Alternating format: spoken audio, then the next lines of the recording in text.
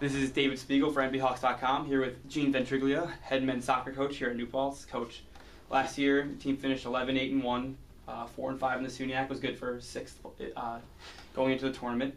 Last year you beat Brockport first round of the SUNYAC tournament, first tournament win for the program since 2004 before losing to the eventual champions of Oneonta and defending champions as well. What's your overall reaction to last season? Well, I thought last year, was an important season for the program because it kind of bridged, between, what I inherited when I first came here, and creating the type of team, type of culture that I had in mind. And last year was a very important. We took a very important step. Mm-hmm. And you said last year. Your goal was just to get the team into the tournament and you'd be dangerous there. And again, winning the first tournament game in many years for the program is definitely a step forward. And like you always say, you are always trying to change the culture of this team and have it evolve and turn into the program you see it becoming. What's your goal for this year's team? Well, I think this year's team has to the quality of the play has to be improved. The players who are returning have to show, how should I say this, the maturity that they've gone, the maturation process they've gone through. And so I expect a much better level of playing and, hopefully better results. But sort of different, we have one more game for us to reach the final.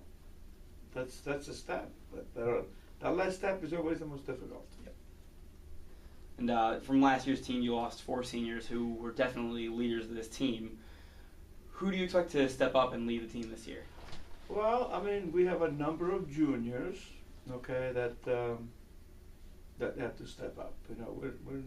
We don't have a lot of seniors, okay, and this is the group that I first recruited when I came here, and this is the group I expect to lead. And our 2 co-captains are 2 juniors, Brian Spina and Alec Johnson. 2 young men who have stepped on the field there from the time they got here and taken over. So. And now, last year your team was very young. You played a lot of young players. This year, more balanced. A few seniors, a lot of juniors, a lot of sophomores, and a few more freshmen coming in. Do you see this team being able to get off to a quicker start than last year? Well, I mean, I think, yeah. I think we have, even though we're still very young when you think about it, we do have more experience, shall we say, coming back. This is a group that has gone through, 2 seasons of most of them, 2 seasons of SUNYAC competition. So they know what it's like. They know what's needed. They know what's required. Okay? Mm-hmm. And they got close last year at the end to Oneonta. I mean, the final game was a very tough game. And let's not forget that even in our regular season game, we had a very, very close game here with Oneonta. We lost that 1-0. It was back and forth. So we competed well. Okay, but we have to take that ulterior step, the step that where you. And Oneonta, let's face it, it's a program that's envied by every other SUNYAC coach, including us. Mm-hmm. And we have to take that step to take them down, which is it's very, very difficult. So, but I think we're a little more equipped to do that. Mm-hmm. And last year you went with a 2-goalie system a lot. You have Andres Montoya and Steven Domino. Both showed many signs of success. I'm sure you expect to see a lot of the same and a lot of improvement this year, but what exactly do you expect from both of them? Well, I expect them to, I challenge them to go home and come back stronger, quicker, and better fit. And for us, I have seen so far, they both have, okay. We feel very good about our goalkeeping core. And I don't think there's a lot of difference. I think they each bring something that the other one doesn't bring, and so on. And so it's a good problem to have, Mm-hmm. Feel very good about that. And do you feel that they complement each other, or do they help keep each other competitive? Absolutely. I mean, they really they're very good in training, and they do that. They do exactly what you expressed. Yes. Now you have a bunch of newcomers again this year.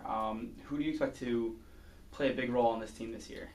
Well, I mean, I think we have a very good core of freshmen. You know, we have let's see how many we have 6 or 7 freshmen, and judging by the week of preseason, okay, they came in ready to play college soccer. They're fit. They followed my conditioning plan that I sent them, and that's a plus.